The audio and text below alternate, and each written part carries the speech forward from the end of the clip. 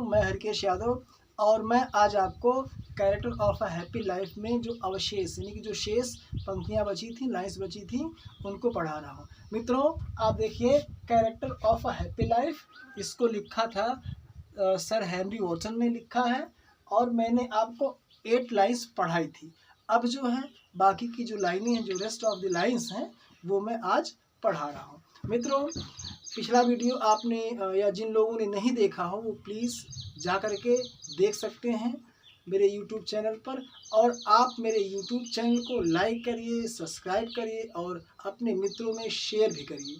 आपके लिए लाभप्रद तो होगा ही, साथ ही साथ ये दूसरों के लिए भी लाभप्रद होगा। तो आप इसको लाइक ज़रूर करिए और बेल आइकॉन को ज़रूर दबाइए ताकि सारी नोटिफिकेशंस आपको मिलती रहें। तो मित्रों देखिए, अब हम शुरू करते हैं character of a happy life. इसमें मैंने आपको 8 लाइन्स पढ़ाई थी। अब हम नेक्स्ट लाइन शुरू करते हैं। हु एनवीज, एनवीज का मतलब होता है घृणा करना। क्या होता है? घृणा करना, घृणा करना या नफरत करना। इसी को हम ईर्ष्या करना भी कहते हैं, यानी टू बी जेलस ऑफ। तो एनवी का मतलब हो गया टू बी जेलस ऑफ। आगे देखिए, नन का अर्थ होता है कोई नहीं। हु मीन्स जिसे, चांस मीन्स अवसर, डथ, डथ मैंने बताया था ये आर्काइक इंग्लिश होती है। क्या होती है मित्रों? आर्काइक इंग्लिश होती है। और ये प्रेजेंट में इसको हम लोग बोलते हैं डज। क्या बोलते हैं? डज। और रेज का मतलब होता है उठना। रेज मीन्स उठना, लेकिन यहाँ उठने से तात्पर्य है टू बीकम ग्रेट या to make great. To make great यानी महान बनाना, और टू बीकम ग्रेट मीन्स महान बनना। टू मेक ग्रेट महान बनाना, और टू बी ग्रेट मीन्स महान बनना। तो अब हम इसको एक्सप्लेन करते हैं और देखते हैं इसका हिंदी ट्रांसलेशन कि who envies none whom chance doth raise। इसमें आपको ये बताया जा रहा था कि वह व्यक्ति जो अपनी ज़िंदगी में सदैव खुश रहते हैं, ऐसे व्यक्ति जो अपनी ज़िंदगी में सदैव खुश रहते हैं, तो उनकी खुशी के पीछे का क्या कारण है, उनके खुश रहने के जो कारण है वो कौन कौन से कारण हैं। तो मित्रों अब देखिए, बताते हैं हम आपको कि हु एनवीज नन, वे व्यक्ति जो दूसरों से नफरत नहीं करते, अर्थात जो व्यक्ति दूसरों से नफरत, घृणा या कुछ इस प्रकार की बुराइयों को अपने अंदर आने नहीं देते हैं, तो ऐसे व्यक्ति जो है अपनी ज़िंदगी में क्या रहते हैं? खुश। तो who do not hate others, वे लोग जो दूसरों से नफरत नहीं करते हैं, वो भी क्या रहते हैं? अपनी ज़िंदगी में खुश रहते हैं। हूँ माने जिसे, चांस माने अवसर, रेज मीन्स उठाता है। तो ऐसे लोगों को, जिन लोगों को अवसर ऊपर उठा देता है, महान बना देता है। तो बहुत सारे लोग ऐसे होते हैं जिन्हें अवसर ने, जिन्हें चांसेस ने महान बना दिया हो। तो ऐसे व्यक्तियों से जो व्यक्ति घृणा नहीं करता है, वह भी सदैव प्रसन्न और खुश रहता है। भाग्यवश अगर कोई व्यक्ति बहुत आगे बढ़ गया है, तब भी हमें उससे नफरत नहीं करना चाहिए। कुछ लोग बार बार ये शिकायत करते मिलते हैं कि वह तो बाई चांस हो गया है आगे, बाई चांस महान बन गया है, जबकि ही और she does not deserve this very greatness. तो हु एनवीज नन, जो व्यक्ति दूसरों से नफरत नहीं करता है, खासकर ऐसे व्यक्तियों से जिन्हें अवसर ने बहुत ही महान बना दिया है, ऐसे व्यक्ति सदैव खुश रहते हैं। Nor vice, nor vice. अब यहाँ पर आप ध्यान दीजिए, कुछ व्यक्ति ऐसे होते हैं जिन्हें अवसर महान बना देता है, जो भाग्यवश महान बन जाते हैं, और कुछ व्यक्ति ऐसे होते हैं जो बाई अनफेयर मीन्स या विग्ड मीन्स के माध्यम से महान बन जाते हैं। जो लोग गलत तरीके से महान बन जाते हैं, उनसे भी हमें नफरत नहीं करनी चाहिए। तो वही कहता है स्पीकर या नैरेटर कि जो व्यक्ति किसी भी व्यक्ति से नफरत नहीं करता है, वही खुश रहता है, और जो व्यक्ति खुश रहते हैं वो ऐसे व्यक्तियों से भी नफरत नहीं करते हैं। खासकर जिन्हें भाग्य ने ऊपर उठा दिया हो या महान बना दिया हो, अथवा फिर वो किसी बुराई के माध्यम से या फिर किसी गलत तरीके से वो महान बन बैठे हों। कहने का तात्पर्य ये है कि जो व्यक्ति ईमानदारी से महान बनता है उसकी तो प्रशंसा सब करते हैं, उससे नफरत कोई नहीं करता।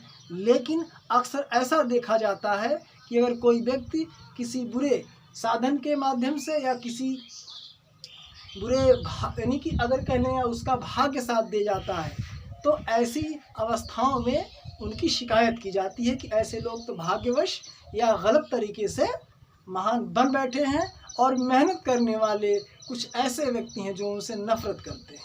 तो इस तरह की महानता से भी नफरत करने वाले लोग खुश नहीं रहते, जो खासकर परिश्रम को महत्व देते हैं।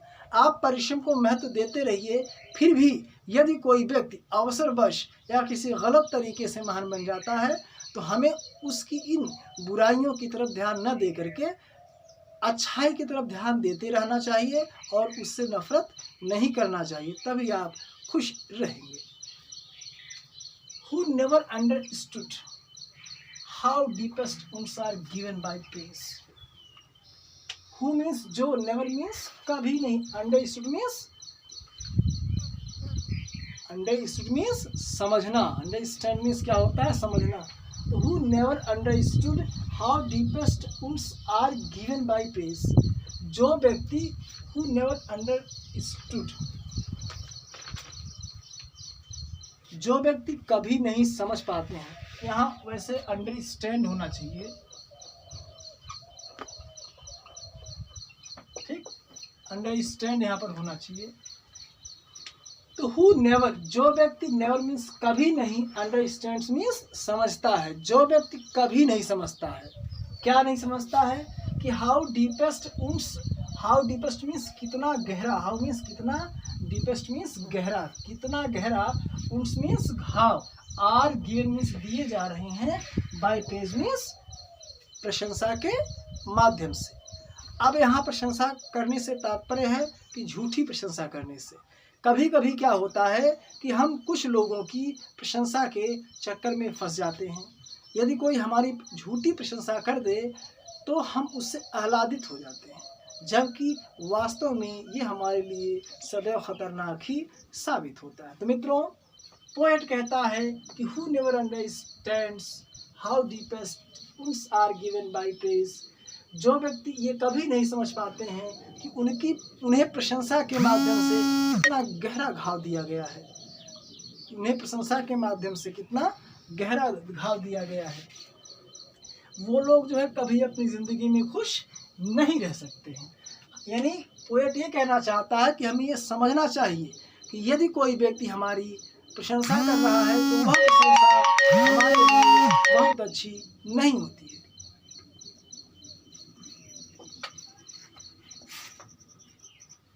तो अब वही पोएट कह रहा है कि how deepest wounds are given by praise, यानी कि जो व्यक्ति ये नहीं समझ पाते हैं कि उन्हें प्रशंसा के माध्यम से कितना गहरा घाव दिया गया है, वह लोग कभी खुश नहीं रह सकते। अगर कोई हमारी प्रशंसा करता है तो हमें उस प्रेज के माध्यम से प्रभावित नहीं होना है। और देखिए, no rules of state but rules of gods. This is the concluding line of this very stanza.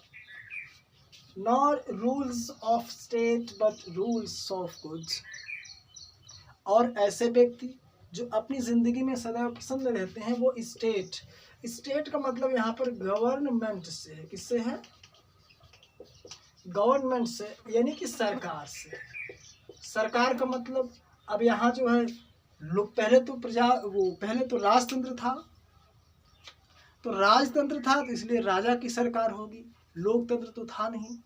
तो इसलिए यहाँ पर जो है आप समझिएगा राजतंत्र की बात हो रही है या फिर राजा के सरकार की बात हो रही है। तो नॉर रूल्स ऑफ स्टेट, अब कहने का तात्पर्य हुआ कि जो राज्य या जो सरकारें नियम बनाती हैं उन नियमों को वो नहीं मानता है। अब सरकारों के द्वारा बनाए हुए नियमों को वह व्यक्ति जो खुश रहता है वो नहीं मानता। अब सरकारों का नियम यहाँ से तात्पर्य ये हुआ कि राजाओं के नियम, rules made by a state implemented by a king. तो नॉन रूल्स ऑफ स्टेट, वो किसी स्टेट के या किसी किंग के रूल्स को या नियम को नहीं मानता है, वो मानता किसको है? Rules of goodness. Rules of goodness, वो अच्छाई के नियमों का मीन्स को फॉलो करता है। जो व्यक्ति खुश रहता है अपनी ज़िंदगी में, वह व्यक्ति किसी भी राजा के द्वारा लगाए गए नियमों को वो नहीं मानता, बल्कि वह जो अच्छाई का रास्ता है, अच्छाई का मार्ग है, उसे मानता है। आइए अब इसको हम एक सरसरी नज़र से हिंदी ट्रांसलेट कर लें, जिसका काफ़ी आपको इंतज़ार रहता है। देखिए, Who envies none whom chance doth reach, जो व्यक्ति दूसरों से नफरत नहीं करते हैं जिन्हें अवसर ने उठा दिया है संयोग बस। जो व्यक्ति संयोग बस अवसर के माध्यम से महान बन गए हैं, ऐसे व्यक्तियों से जो व्यक्ति संतुष्ट होता है, खुश होता है, नफरत नहीं करता है।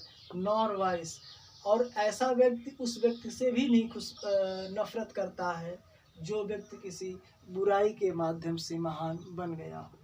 हु नेवर अंडरस्टूड, यानी हु नेवर अंडरस्टैंड्स, जो व्यक्ति ये कभी नहीं समझ पाते हैं कि how deepest roots are given by praise, जो व्यक्ति ये कभी नहीं समझ पाते हैं कि प्रशंसा के माध्यम से उन्हें कितना बड़ा घाव दिया गया है, ऐसे व्यक्ति अपनी ज़िंदगी में खुश नहीं रह सकते। हमें तुरंत समझ आना चाहिए, यदि कोई हमारी प्रशंसा कर रहा है तो कहीं न कहीं he is trying to stab in the back. Not rules of state but rules of good, और ऐसे व्यक्ति राजतंत्र के नियमों को नहीं मानते हैं। वो किस नियम को मानते हैं? वो अच्छाई के नियमों को मानते हैं। वो अच्छाई के नियमों को मानते हैं।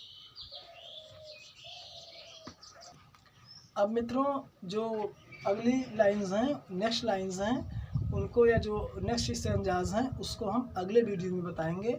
इसको आप समझ लीजिए, इसका हिंदी ट्रांसलेशन लिख लीजिए, और एक्सप्लेनेशन हम लास्ट में आपको बताते हैं, English to English. Thanks. Thanks.